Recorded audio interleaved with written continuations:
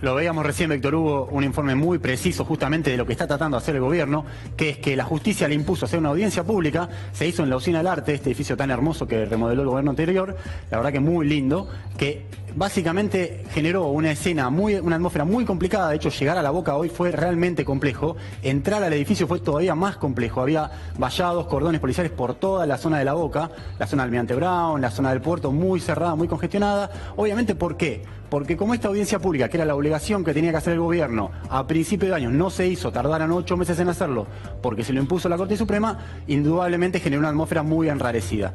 ¿Qué es lo que presentó el gobierno? Una serie de informes en estos 3 sectores del sector gasífero, lo explicábamos seguido estas semanas. El sector de gas, la factura que vos recibís en tu casa, tiene 3 elementos: el transporte, la distribución, el precio del gas, que es lo que mayor debate generó en los últimos días. El gobierno lo que dice es que las tarifas a partir de octubre van a aumentar un 203% en promedio para los usuarios residenciales.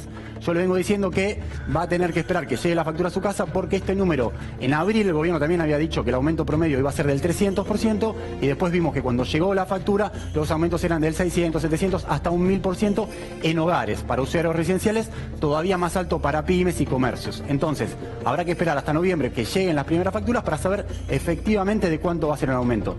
Este paso, esta audiencia pública que se comenzó a trazar hoy y que mañana va a continuar con exposiciones de legisladores, senadores y representantes también de defensorías del pueblo, lo que busca es darle un procedimiento general, no es vinculante, básicamente implica que lo que se diga ahí no tiene por qué ser acatado por el Estado. El gobierno directamente puede anotarlo en un expediente, tomar nota, hacer un acta, pero no tomar ningún tipo de las sugerencias que se propusieron ahí. A ver, hubo usuarios de consumidores y representantes de comercios y pymes que decían: el aumento del 500% en un escenario recesivo, con caída de la actividad, con caída de la actividad económica, indudablemente es muy alto. El gobierno puede hacer caso omiso de eso. Entonces, esa es la situación que tenemos. Pedro Bussetti, ¿cómo lo ve? Muy bien. Bueno, de hecho, lo que dice Gandini lo dijo el ministro cuando estuvimos en la reunión con las entidades de consumidores, que el aumento a la industria, al comercio y al GNC no se movía. Y eso es lo que discutíamos hoy, que hay que discutir eso también en el cuadro tarifario. Pero además, a lo que dice Nicolás también, hay que tener en cuenta que el ministro anunció el aumento del 200% y dijo que el mes que viene, o sea, dentro de 15 días, va a haber otra audiencia pública para hablar de otro aumento tarifario. Con lo cual, los usuarios residenciales tenemos en vísperas de 15 días más un aumento del 200% y después una audiencia para plantear otro aumento que puede llegar a ser de un valor similar. Y para cerrar el cuadro, también el ministro anunció una revisión tarifaria integral de la luz, aumento del cual no está suspendido.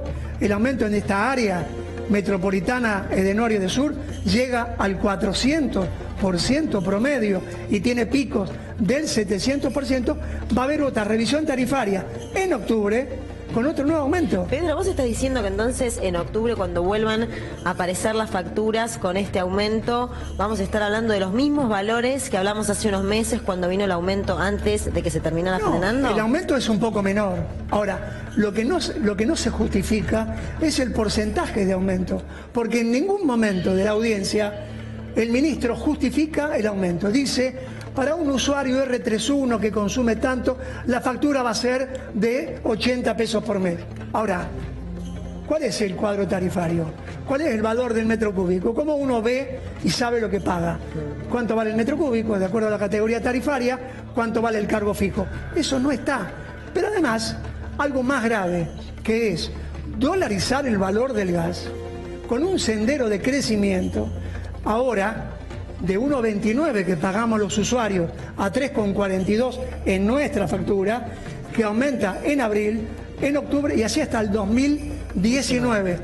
Y otro tema, esos aumentos ya los anunció Aranguren hoy, con lo cual no va a haber audiencia pública, no se van a discutir nunca más. Y otro elemento más importante, que es que esto está penado, prohibido por la ley de emergencia económica, que está vigente, ahora, que Pedro, prohíbe la indexación y la dolarización de las tarifas, ¿no? Si la audiencia pública no es vinculante y prácticamente a los oradores que quisieron inscribirse no los dejaron, ¿para qué sirve? Bueno, aquí tenemos Capital Federal, 50 personas inscritas, acá hay 50 50 personas que se inscribieron y que no pudieron hablar.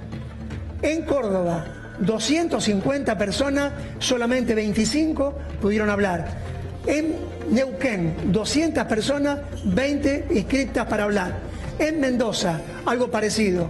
En Rosario, alrededor de 100 y solamente estaban inscritos 15 personas. ¿Cómo lo hicieron, Pedro? ¿Cómo evitaron que la gente... Bueno, ¿cómo lo hicieron? Elena Argaz, el director, el interventor de Elena Argaz, dijo, bueno, muy bien, vamos a unificar las exposiciones. Fíjese el disparate, Víctor Hugo.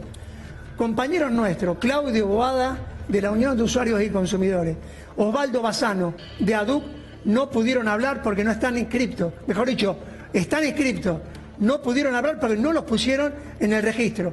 Nosotros habíamos invitado a 2 expertos de energía que piensan en similar a lo que nosotros pensamos, se inscribieron, también los eliminaron.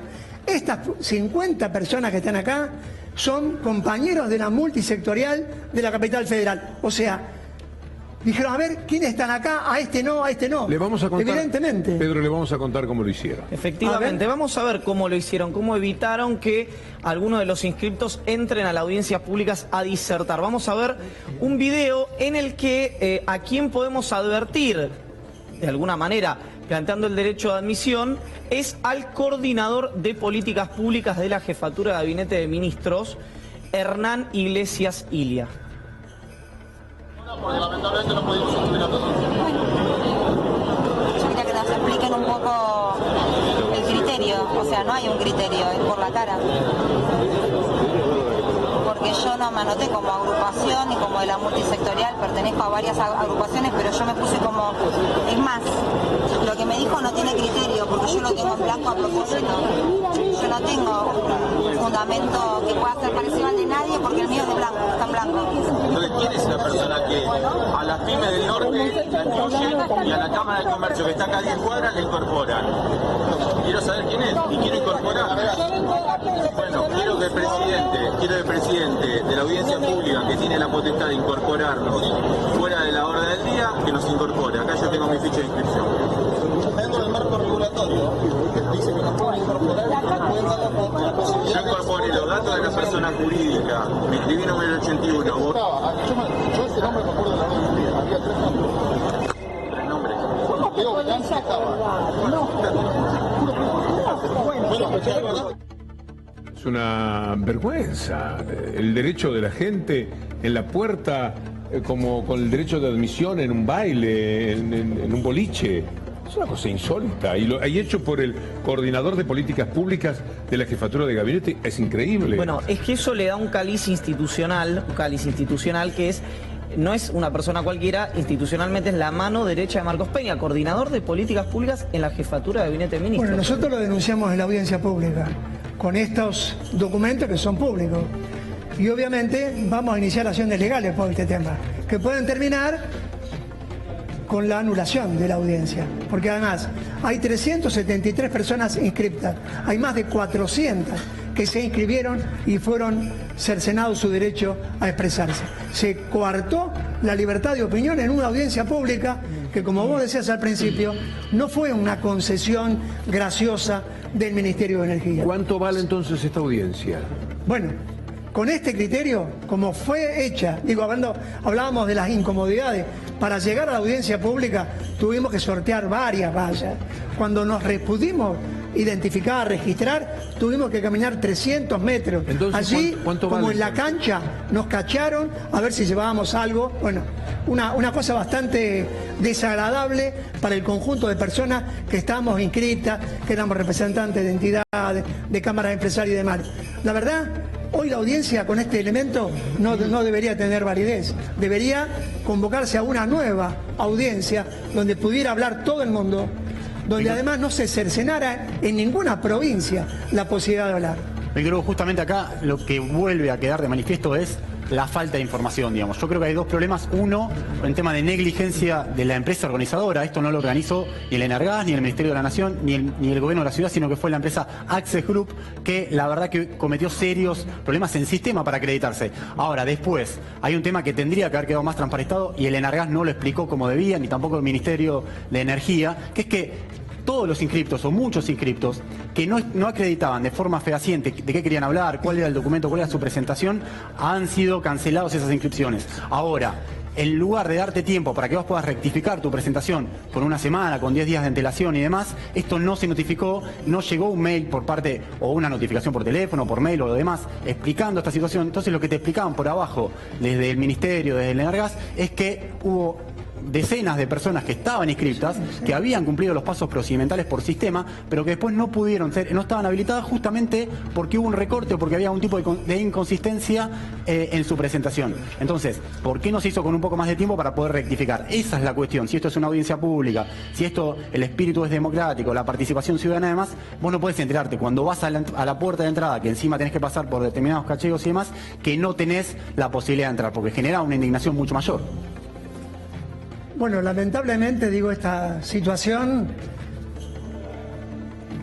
hablaba recién que fue organizado por una empresa privada, la audiencia pública. Eso es lo la que verdad, no teníamos ninguna experiencia anterior de que una audiencia pública haya sido organizada por una empresa privada. No, pues realmente eso. Creíamos que era el Enargás el que organizaba. Yo había pensado, qué mal organizado por el gobierno. Ahora Nico dice que la tercerizaron, peor, sobre llovido, empapado. ¿A quién le hicieron ganar dinero? Porque cuando vos tercerizás es para que... No, pero no puedo, honestamente, solo lo creo porque sé la el pericia de gobierno Nicolás no es capaz de informando. organizar la audiencia pública que se le ha exigido. ¿Cómo que la tercerizó? Pero es el deber del organismo regulador organizar la audiencia pública. Yo no sé por qué se privatiza. La instancia de inscripción estaba a cargo de la empresa Access Group. La instancia de inscripción estaba a cargo de esta empresa. La verdad, ¿a quién pertenece? ¿Qué es esa empresa? No lo sé, Víctor Hugo. Honestamente no sé quién es el propietario de esta empresa, pero sí estaba a cargo de toda la implementación de sistemas de inscripción, de No habilitación obstante y lo demás. cual estaba esta persona, Iglesias Ilia. No sé concretamente cuál es la vinculación de Iglesias Ilia con esta empresa, pero No, sí con te la puedo decir empresa- que el trámite de inscripción estaba a cargo de la empresa Access Group. Ahora, y yo lo que puedo decir que estos 50 usuarios que se inscribieron correctamente. Además, cuando Esos uno son se los va a que tiene inscribir, usted, hay muchísimos más. no, Algunos pero quiero vinieron- decir que cuando uno se va a inscribir, si hay un error, si el que quiere inscribirse no cumple con lo que requiere, el funcionario tiene que decir, mire, tiene que completar Claro. esta parte, donde usted tiene que decir qué vas a poner, sobre qué tema vas a poner. Es lo que corresponde. Quiere decir que hacerlo posteriormente, el día antes de la audiencia, que no permite ni siquiera discutir. Fíjense cómo admitieron el error, que hoy a la tarde, cuando nosotros fuimos a discutir con gente del ente regulador, por qué no estaban estos 50 compañeros, y aparte no estaba ni Bassano ni Boada, se habilitó en la Secretaría de la Audiencia un registro donde los que no estaban dispuestos, que no estaban habilitados para exponer, se anotaban y se le iba a contestar que podían hablar al día siguiente. Ahora bien, ¿qué pasa con la gente que no fue porque le dijeron que no estaba? Hay centenares de usuarios que se inscribieron en distintos lugares del país que no los habilitaron, porque al no estar en el registro, uno no concurre a la audiencia. Pedro, ¿qué te parece si te incluimos también en esta información que trae Nicolás Munafó, que está en la Usina del Arte en el lugar del hecho de la audiencia pública? Él seguramente también tiene algunas noticias relacionadas con la complejizada situación y con la dificultosa situación para realizar esta audiencia pública. Nicolás, ¿cómo te va? Buenas noches.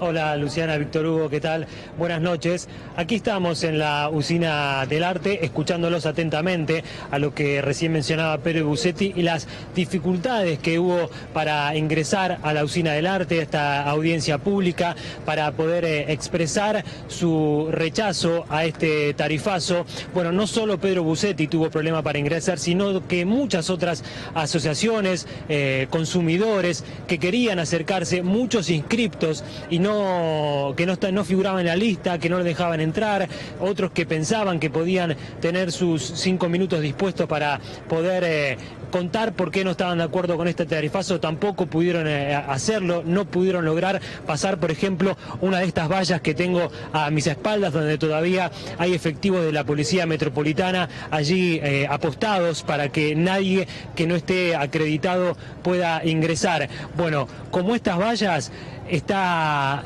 está en esta calle, bueno, toda la vuelta de la Usina del Arte está igual, con policías de la Metropolitana, con policías de la Federal, con carros hidrantes, incluso más temprano había un helicóptero de la Policía Federal dando vueltas por este sector, como si aquí a este lugar vendrían, digamos, delincuentes, por decirlo de una manera, y no gente que quería expresarse contra este tarifazo, ¿no? Hubo problemas también con el sistema bien temprano. Esta audiencia que debía comenzar a las 9 de la mañana se demoró por más de 40 minutos porque no había luz en este complejo, en esta Usina del Arte. No se podían acreditar ni siquiera los periodistas porque no había sistema. Otro problema también que muchos se quejaron fue que no hay baños, los cerraron los baños de la Usina del Arte. Había solamente 2 baños químicos para todas las personas que debían asistir aquí. Solamente 2 baños químicos. Además no había agua, no había nada directamente. Todo muy complejo, una organización que dejó mucho que desear.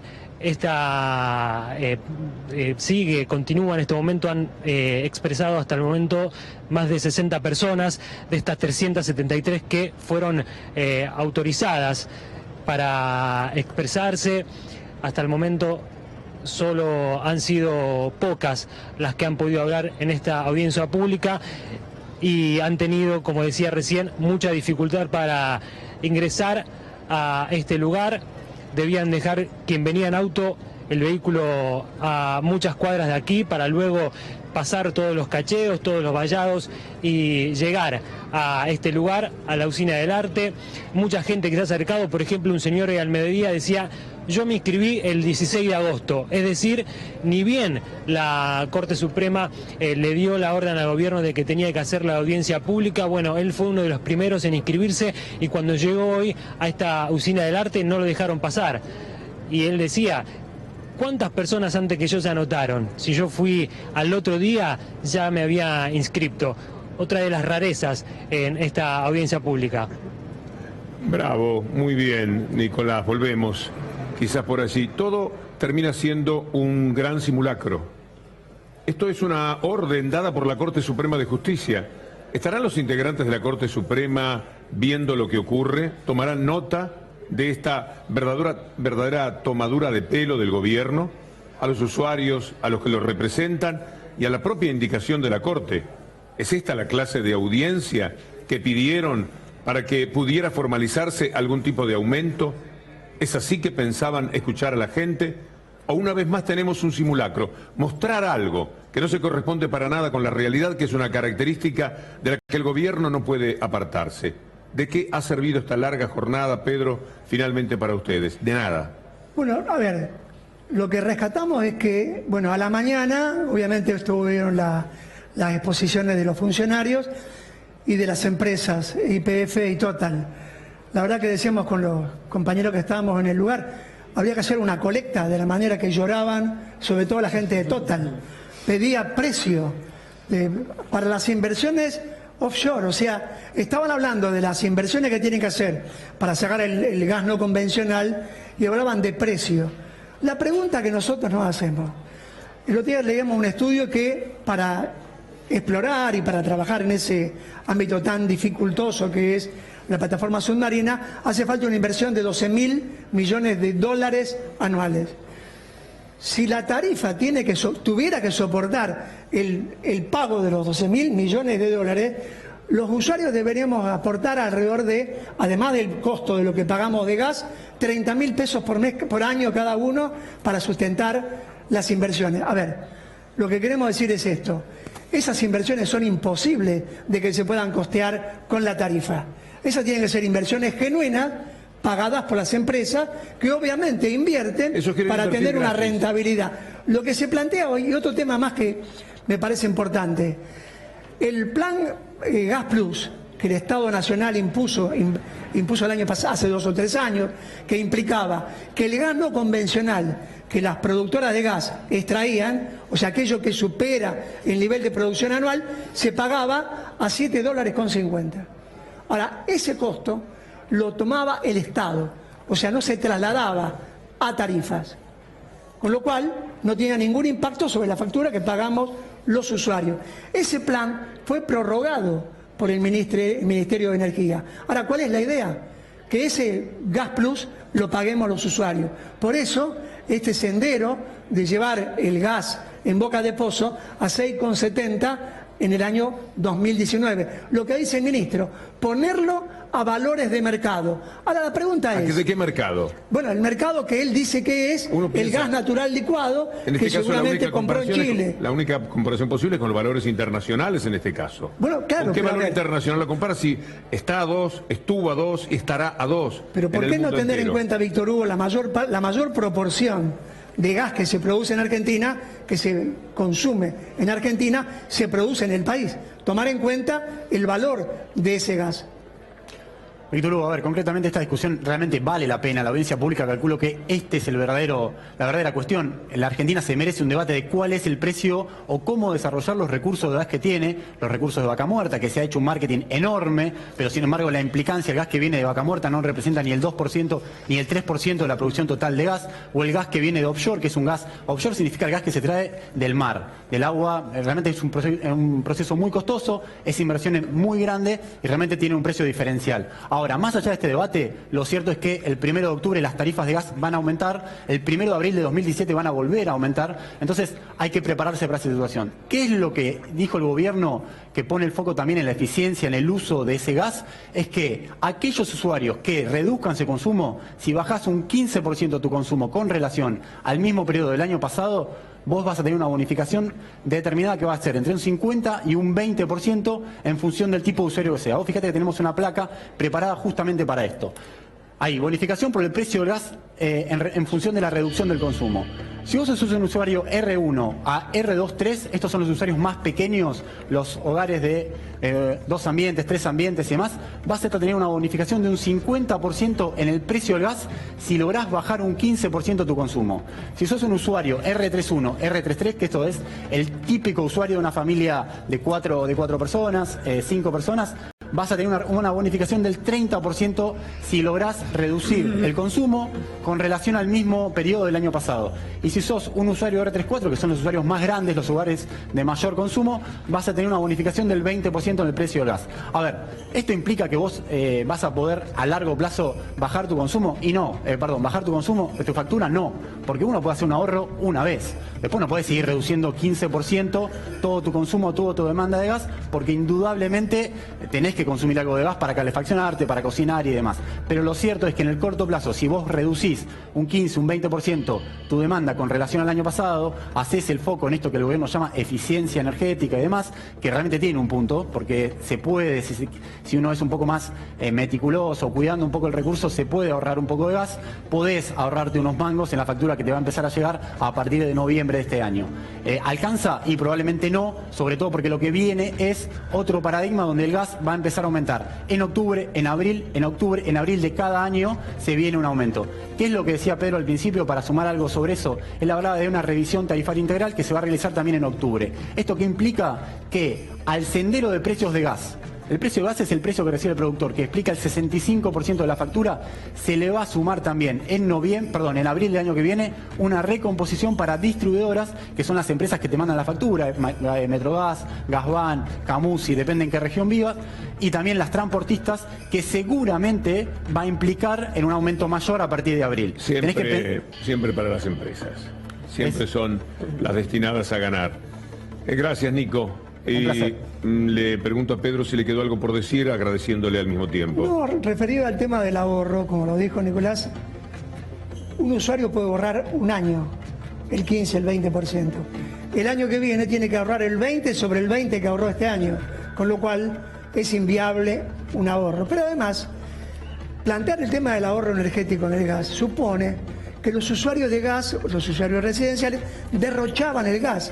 Pero las tarifas de gas no habían estado congeladas, porque en el año 2014 y 2015 había habido un incremento que llegó hasta el 300%. A ver, la categoría R34, que consume más de 1.800 metros cúbicos por año, pasó de costar 70 centavos antes a 1,90.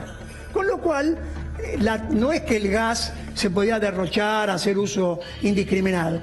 Y ahora, volviendo al tema del aumento del 200%, y tomando como referencia esta categoría R34. ¿Qué quiere decir esto? Un usuario que consume por año 1.800 metros cúbicos de gas por año.